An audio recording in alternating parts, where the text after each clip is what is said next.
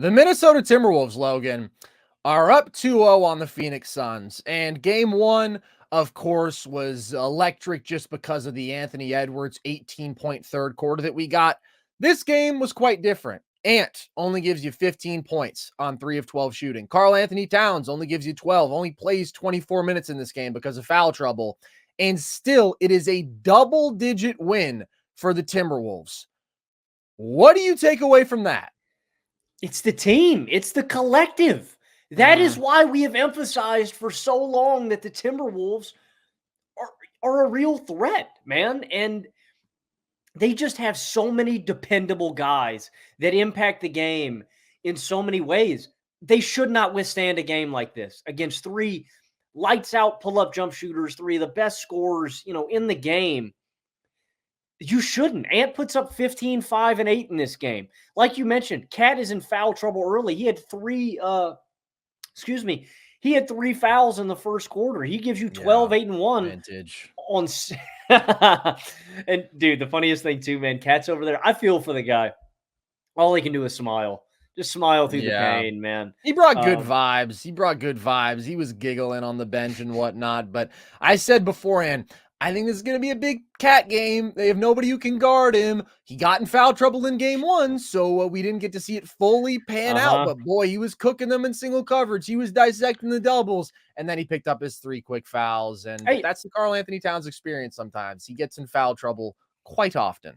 Don't undersell his absence, though. I mean, that stretch in the second quarter without Ant, without Cat, I mean, it was laborious. And the fact that Mike Conley and Jaden McDaniels were able to carry them through so effectively was amazing. And that's the theme of this game. The fact that Jaden McDaniels stepped up and had, an awesome game. Mike Conley did so much turning back the clock. Rudy Gobert deserves a ton of credit. I mean, it really is. Shout out Mark Wahlberg. Shout out Will Ferrell, man. It's the other guys, dude. They're doing their thing. Like, this was a great McDaniels game. 25, 8, and 3. 10 of 17 from the field and 2 of 4 from deep. It reminded me of Keegan Murray in the play-in, a guy who's primarily, his role is defense and spot-up shooting. McDaniels was just getting downhill, getting to the rack, consistently getting to the hole. And I want to give Minnesota, on the whole, a ton of credit for consistently getting downhill. Without Karl-Anthony Towns on the floor, with an off Anthony Edwards game, with him getting a ton of double teams, this team got to the line a lot, and that was a huge factor. The Suns don't. The Suns settle for a lot of pull-up jump shots, a lot of three-pointers. The Timberwolves consistently got downhill and got a ton of stuff at the line. The couple of plays that really stick out to me about Jaden McDaniels in this game, the offensive rebound and putback in the fourth, some of the late-game shot making, obviously, but that grown man bucket he got on KD where he lowers his shoulder, pushes him all the way to the basket, and just gets an easy layup. I mean, that is a grown man bucket, dude. You got KD, we got Jaden McDaniels. We got Jaden McDaniels, man. That aged like fine wine. What a bar. Real. And credit to him on defense, too, Carson. In this series, the Suns are shooting below 30% when they're guarded by Jaden McDaniels. Mike Conley deserves an immense amount of credit as well in this game. 18, 4, and 4 in these cold stretches. Just boom, boom, boom. Hitting big threes, hitting these old crafty man buckets, man. These mid-range stop and pop floater runners off the glass, money. And both of these guys, too, did a phenomenal job of setting up Rudy Gobert for easy opportunities, man. Dunk after dunk. And credit for Gobert for continuing to roll hard, for being there in the spot where they needed him to be. They just carried him through. This collective defensive, Rudy throughout this game was such a huge deterrent, just especially Beal. There were a ton of possessions where Beal would get downhill into the hoop, and then he'd turn around and go, oh, man, I can't put this shot up. Gobert's going to swat me. Everybody, McDaniels, Gobert, Nickeil Alexander-Walker. And you know what? The Timberwolves shouldn't have won this game, especially when your best offensive player, like we've emphasized, Anthony Edwards, played so far below expectations. The one thing I'll give Ant credit for, or I'll give him credit for 2 things. One, his playmaking in this game. Any double he drew, I thought Ant did a phenomenal job of kicking to the weak side corner, kicking to the weak side wing. Those are tough passes for a young guy to make in a spot like this where you're just not expecting those looks. And when they consistently came at him, Ant was finding the open guy. That's a hard role that, I mean, we've seen Embiid struggle with double teams, so much more experience than Ant. Ant did it. And that's the only thing that you can do in those scenarios. You can't force it. You can't get downhill. You're going to get the ball poked loose. You're going to lose it. You're going to commit a turnover. You're going to take a contested jumper. He didn't. He found the open guy consistently. I want to give him credit for that. And I want to give him credit for consistently taking those pull-up jumpers when he felt like he had to. Like, that kid has so much irrational confidence. And you know what? For a guy like Anthony Edwards, I won't even characterize it as irrational confidence. It's rational confidence when you're Anthony Edwards. Ant's that guy, man. Ant is that sometimes guy. with the pull-up jumpers, it's a little irrational. What he did in game one was irrational, and it paid off. But maybe he's got a little magic in him, but you can't always make all your pull-up jumpers when you're one of the least efficient volume pull-up jump shooters in the league. He didn't, and that's why he missed some of them today. Yeah. But in the big spots, in the clutch moments, he said, "Hey, KD, I don't care that you're in my mouth. I'm going to rain it." And he did, man. So an uncharacteristic Timberwolves win, but in a lot of ways, the constant things that we bought in on this team reigned supreme. Effort, energy, rebounding, hard-nosed, elite defense, and a deep bench that you just trust in these role players, man. It's an uncharacteristic win in terms of regular NBA wins where two of your best offensive players are off. So, I mean, just so much credit to the Timberwolves collective, man. A team win from wire to wire, man. This was the game that, in my opinion, the Suns had to steal, dude, and they just couldn't. Yeah, I mean, this really is the one to get, right? When Cat and Ant combined for 27, and yet they weren't even close by the end. Like, Minnesota pulled away in this one, and so it's obviously a great win for them just because in playoff environments, when you can win when your best guys are off, like, that is huge. That is going to pull you through some of these really clutch spots when you can win when things are ugly, period. And Minnesota can win when things are ugly. I don't think there's any doubt that they are well built to grind out those tough games. And first of all, we have to give props to the collective offensive contributions, as you mentioned, because I thought a lot of guys did really good work there. And that's part of what's so beautiful about this Minnesota team. We saw it in game 1, too. They don't have the best half-court offense. They don't have the most dynamic offense, and they don't have close to the best offensive number one in this playoff field. I know everybody loves Ant, but like there's still just an immaturity there, decision-making, inconsistency compared to some of these elite playmakers, pull-up shooting inconsistency compared to some of the guys who are elite there. But what they have is a depth of guys who you trust not just to knock down their spot-up jumpers, but who can also put the ball on the floor, who can make capable decisions. And that's where you get just huge performances from Jaden McDaniels and Mike Conley and NAW. And you mentioned Ant's decision-making. Like, I thought this is a really tough matchup for him. And I think this is going to continue to be the game plan against Ant. It's to force him to beat you with his passing and bait him into these pull-up jumpers because he's just not wired to pass out of those doubles every single time. But if you're just loaded up, right, ready to help immediately on every drive, then he's going to settle for those pull-up jumpers. And that's ultimately what it is. Game 1 was awesome, but it is settling. And so that's why I didn't view that as like a super sustainable route for Ant to have a really good series here. But he made good passes for the most part out of doubles in this game. And it was a mixed bag, I guess I would say. There's a couple spots where he over dribbles. He does force the issue as a pull-up shooter, but also just putting the defense in rotation, right? Swing pass, and then you trust the guys around her to make that extra swing pass, and then it's boom. You're attacking with an advantage. Like the Suns can't rotate that quickly. And Jaden McDaniels was awesome. It was super impressive how much of this was not just about spot-up shooting, as you mentioned, how much of it was attacking closeouts, even just flat out getting himself a bucket at a couple points. Conley is so valuable, not just because he's an elite spot-up shooter, but because he is such a good decision maker, because he can just control the pace of a game in a stretch, get you good looks out of pick and roll, get to his floater, feed the big man off the roll. They just have a lot of good basketball players, man, a lot of good basketball players, and that's how you win a game like this. Also, though, what stands out more to me, even than like the collective role player offensive contributions, is just how exceptional this defense is. This Logan is not, to me, even like just average best defense in the league. This is like the kind of defense that comes around once every few years, man. Like, this is an exceptional collection of defenders here. This is a Suns team that may have some flaws offensively, and we'll get to that, but ultimately, like, just has dudes who in single coverage are supposed to give you buckets. Like, they're such great shot makers. And Minnesota is consistently across the board holding up in single coverage on these dudes. It's so impressive. Jaden McDaniels, we know, is all defense, should be all defense, one of the best perimeter defenders on the planet, but his screen navigation here, his length is just absurd. He is constantly on top of you. NAW gives you 31 awesome minutes, and that's what we saw in game one, too. Like, I can talk about how Cat has an opportunity to go crazy offensively in this series. They're surviving stretches without him because they have so many good wings, so many good perimeter defenders, so many capable shot makers and ball handlers offensively. NAW is one of those key dudes who's just awesome defensively. The collective length they have makes just finishing around the rim so difficult. And they're playing physical with these guys on the perimeter, and these are ultimately skilled shot makers, tough shot makers, but not high-end athletes and not dudes who are specifically built for these physical environments that they're having to deal with. So it's just such an impressive collective defensive effort.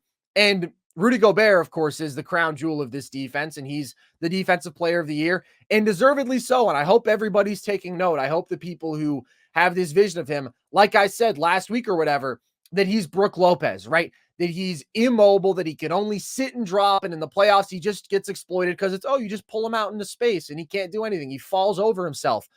Gobert is balling out in this series. He's balling out offensively. He's been aggressive as a finisher. He even went at KD on a mismatch in this game, which I love to see. That's an area that he's really improved this year compared to his Utah years. But it's the switchability, man. It's his ability to cover anybody, which is ironically the thing that has been maligned about Rudy over the years, this perception that he can't guard in space. He has given these dudes trouble with his length. And by the way, Naz Reid and Cat are holding up in space against these dudes too, which maybe isn't the best look for the Suns offense. Like, those dudes are playing hard. They have the length to bother you, but they just can't really get a step on any of these guys. But Rudy's hands were so important in this game, like just getting into passing lanes. He has a few steals. And then it's the full-time deterrence. Like, that's the problem for this Suns offense, man. As great as their shot makers are, they're not high-volume pull-up three-point shooters. They're not beating their man off the bounce consistently to put this defense in rotation and create really good catch-and-shoot looks for their teammates from deep. And then they're also not pressuring and scoring around the rim, partly because they can't get by dudes, partly because Rudy Gobert is down there. So there's no easy offense for this team that's entire identity is predicated on, we're just going to give you buckets. We just put a bunch of tough buckets together and you're going to have to deal with it.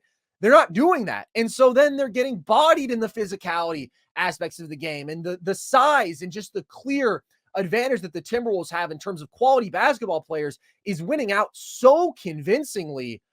I picked the Timberwolves to win this series, as did you. But I expected more from the Suns offense. As much as I love Minnesota's defense, I just thought, man, those big-time shot makers are going to give you more than they have given you here. This has been really bad from Phoenix. I mean, it's been disgusting. And the Phoenix Suns shoot themselves in the foot in this game. They lose the turnover battle 19-13. They get beat 31-2 in points off turnovers. I thought all of the big three was pretty disappointing today. Specifically, I thought the worst was Devin Booker. All of Twitter was talking about his hands and his handle and just his inability to hold on to the rock, man. But nothing has been easy. And for the Suns to steal a game, it's like these guys are going to need to combine for somewhere between 75 and 90 points a game. And it's all going to have to be on lights out pull-up jump shooting. So you're going to have to ask KD, Book, and Beal to just never miss. And, I mean, that's the idea. Like, Minnesota wins out in basically every other category. And it's been a disappointing first two games. And this one, Carson, D-Book, KD, and Beal combined for 52 points on 18 of 45 shooting. That's 40% from the field and 3 of 12 from behind the arc. That's 25%. Of the Suns' 19 turnovers, they also combined for 12 of them. So, I mean, just an abysmal game from the big three that you can't have. And I think somebody in our comment section brings up a very interesting point. To me, the Suns do need a point guard. It's like I've been saying this all year long with their process and their execution. there's no order to the Yeah. Suns. And like you just notice this with these other teams. And that's why I think maybe it's going to take another year of Phoenix just playing together to build this chemistry and this rhythm and this hierarchy. When Anthony Edwards is Totally. on the floor, what do the Timberwolves do? They get him the ball. He's their lead guy. And then they let Ant dictate. You know, with these other great teams, it's like for the Clippers, who's hot? We're going to get PG the ball. He's our guy.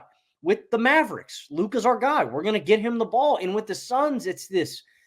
All right, it's KD's possession. All right, it's Book's possession. All right, it's Beal's possession. And in some of these scenarios, these guys don't have the skill sets to deal with what they need, like a real point guard. Like the Timberwolves have Mike Conley, and Mike Conley is going to control the game when I need him to control the game. He's going to strangle the pace and slow it down. He's going to methodically work the ball when we need to it. And honestly, Carson, this might sound crazy. You as our basketball authority on the internet here, I need your opinion. Dude, I think the Suns' best offense comes when they let Grayson Allen touch the ball first and they let Allen dictate. And most of the time, he's just kicking it to a star and then getting out of the way. But what that does is it just adds one more action to this. It's layering the offense. It's not just, hey, KD, isolation possession. And to KD's credit, I think for the most part, I'll give a ton of credit to McDaniels and this crew for making life hard on him. KD, for the most part, has been able to get to his spots. Has his shot been falling? No. But he's been able to, the most part, get to his spots. But what I'm saying is when you layer it with these actions, you're just making the defense think one more step.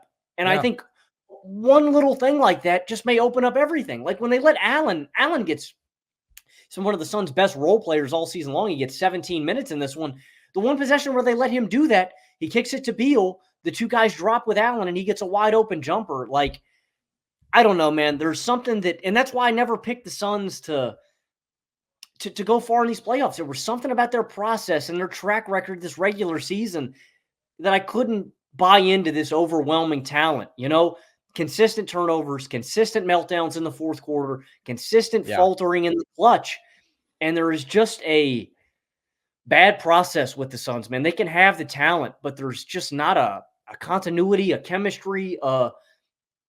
This team doesn't know how to play with each other. And I think it is a roster construction issue and how these guys mend together, but it's also a operating issue and chemistry issue. It's kind of everything, man. And I hope this is the lesson.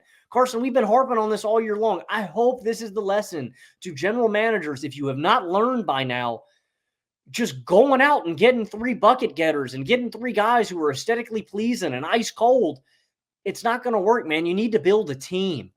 A better team is going to win out. And again, I'm not selling my stock on the Suns. I am really hopeful that next year. Well, you didn't have that much, to be fair. Yeah, no, I didn't. In either of our top 10 contender rankings before the playoffs. I had dumped most of it. I am hopeful that another year with this team just playing a regular season together, much like the Timberwolves did in this regular season. Granted, I think their roster construction is just better. I am optimistic that a full offseason of rebuilding, of free agency, of retooling, and another year of these guys all playing together can make them a better team. But I'm fully out on Phoenix and their recipe, man. They're playing pickup out there, dude. And Grayson Allen, you mentioned, like, once he goes down with this ankle thing, which doesn't seem great, like the lack of quality basketball players on this team is just so glaring. And then you're asking the big 3 to all play 40 plus minutes. It's just totally unsustainable. It is a roster composition issue. And the reason that I haven't just absolutely shredded the Suns for that, and I've consistently tried to make this point, is the Suns title window should have closed after the 2022 season, because CP3 just regressed to the point last year where it was like, oh, they went from real contender to like super average playoff team. And then you make the move for KD, which is great. You have to give up valuable assets to do that with Mikal Bridges and Cam Johnson and whatnot. But we shouldn't have assumed like, oh, this is going to make them contenders, because they were coming from a really just like slightly above average place. And then Bradley Beal, it's like, if you could add a player of that talent level, would the skill set that I chose be another guy who, can play without the ball and has a little bit more quickness, but like primarily is an on-ball, tough bucket getter, not great playmaker, solid there, just like my two best players? No, but they were dealing with a bad situation. Like CP3 was not a good asset at that point. So that's where it gets complicated. This was a sinking ship. Now, maybe they would have just been better off saying, okay, so that window is over. Now we build towards the Book, McCall, Cam Johnson window, right? Depends on how highly you think of those guys. They would absolutely need another real star level guy in there if they wanted to make noise. But maybe that was what they should have done. But to me, it's like the Beal thing. At that point, you're just dealing with a tough situation, trying to make the most out of it. And it's a value proposition. I'm glad you make that point, Carson, because I do repeatedly harp on this on that show. But in the Suns' individual situation, when we're just looking at Phoenix, I think they were handicapped because they had already made the KD trade. I think you're right. Like, if you can go back and not do the KD trade, that's probably the one that you redo because, and I really wonder if you do it again, man. And this isn't a knock on KD and what he brings, but again, just what he handcuffed you to do. Your salary cap is going to be tied up into three guys because if you remember, $30 million for Book, $30+ million for KD, and you were paying Chris Paul $30 million. And so you had to swap him for another contract that met his, which means you're going to be tied up in three $30 million guys regardless, when maybe it makes sense to just have that kind of depth and have a roster that just fits a little better. You weren't going to get two great 3-and-D wings. You weren't going to get two good 3-and-D wings for Chris Paul. You were going to get another big contract that another team is trying to get off of. And Bradley Beal was not a bad option considering that context, but that's not a way to build a great basketball team. And I think you hit on a great point just with like the directionlessness here. It's so glaring. It feels like they're playing pickup basketball, dude. It is so drastically different than what we see from like the standard for NBA offense today, which is the Denver Nuggets. When you just think about how much set offense they run, like they have great personnel, but they are constantly running designed actions. And within those actions, they have so many counters baked in, and there is so much intelligent off-ball movement, right? Defenses are, as you say, just constantly having to think and stay dialed in. And on top of that, they have the direction. They have the hierarchy. They have clear priorities at various stages of the game. Phoenix, it's literally just, oh, KD, would you like to take a mid-range pull-up? Yes, Book, I'd love to. Would you like to take a mid-range pull-up? Oh, Brad, would you like to get it on the fun? Like, it's unserious. It's not a way to build a great basketball team, no matter who the names are. And that's what we've seen. This team wasn't that good in the regular season. And I always had a little bit of pause totally counting them out because of what we know Book and KD especially are capable of just with nuclear shot making. But they have come up against a team that is just way better, man. That is kicking their ass in a lot of the key categories in playoff basketball. Defense and depth, it is glaring. And Book is playing at like a shocking level, dude. Like just two awful games. Legitimately, I had to wonder if he had perhaps lubricated his hand before the game. Like that was such awful ball security. It's a little reminiscent of like when CP3 was playing through the hand issue a couple years ago when the Suns were making their deep playoff run. I think it was in 2021 when they went to the finals. And he's just like clearly having some issues with ball security. I don't know what's up with Book, but his shot making is off. His ball handling is atrocious. And this is a tough matchup on top of that. So it's just so many tough pull-up jumpers, man. Like that's really all there is to it. And you go down Grayson Allen, it's over. Like you just don't have good basketball players on top of these guys who have redundant skill sets and aren't able to carry the defensive load that you need them to and aren't built for the physicality of this moment. And the one final aspect I want to hit on with this team and their roster construction fundamentally and why it doesn't work too, it takes that much more time to get everybody in rhythm because there's not enough ball to go around. Like at the start of this game, KD, Beal, and Book are all getting to their spots. You know, getting to where they wanted to go on the court was not an issue. They all got to their bread and butter looks. Well, except for Beal. Beal was kind of like just legitimately off, like blew a dunk, fell down one position. He had a bad start. But that's my point is like for all of these guys, you want to get to your shots early. You want to get them falling. When there's another guy that you got to feed and get looks to, it's like if your shot isn't falling too, that's that much more longer that you have to wait to get your look and to get dialed in. And Beal didn't get dialed until the second quarter. Book didn't get dialed until the second quarter. KD had it going for a little bit and then got cold. It's just flawed, man. It's just flawed. And let me ask you one final question. I'm not ready to stick a fork in Phoenix, and maybe we'll revisit this conversation when Phoenix is actually eliminated. Would you shop any of these guys like in this in this offseason if you could? I just think it's tough, man. I don't know that you're looking at a really hot market out there for like a Bradley Beal, for example, but they're not in a good direction. Like they're not close to contention, in my opinion, and they have so much cap tied up in these guys that they don't really have certainly the assets and they don't have the cap flexibility to make a bunch of great moves on the margins. Like we praised what they did in the offseason because they were working with nothing. They were working with no picks and no caps. Like it's really, really hard to build out a good playoff roster like that. And this was always my thing, man. Phoenix can be a good offense. They're going to be an average defense. And in playoff environments, that means that basically everybody else is defending at a higher level than you. But even offensively, where they have this phenomenal skill and tough shot making, if you're not getting high volume threes and you're not getting high volume looks at the rim and you don't have a single great playmaker, like you're just not going to be a great playoff offense. You can be a good one. You're not going to be a great one. And Phoenix needed to be a great one. So I don't feel good about the state of this team. I'm not going to discount the fact that they could win a game. Maybe they even hold serve in Phoenix. Teams are winning at home very consistently in these playoffs. I wouldn't bet on it. I think they are just completely outclassed right now. I think Book will play better, but I don't know. I thought he would play better after game one, and then he didn't really. Minnesota's just much better. I'd be really quite surprised if they didn't hold on to win this series. And I'm excited to watch them do battle with Denver, man. Like this is a really, really good team. And it's a very unique counter to Denver in how huge they are, how well they defend them. It's going to come down to, can they produce good enough offense in the half court to hang with Denver? And that's where Ant's really going to be tested. Because again, this is going to be the game plan for Ant. He is going to keep seeing doubles consistently. He is going to have teams testing his pull-up shooting. Game one, pull-up shooting was there. Game two, it was not. And that will be a key determining factor for the ceiling that this Minnesota team can ultimately reach. But really good win for them, all things considered.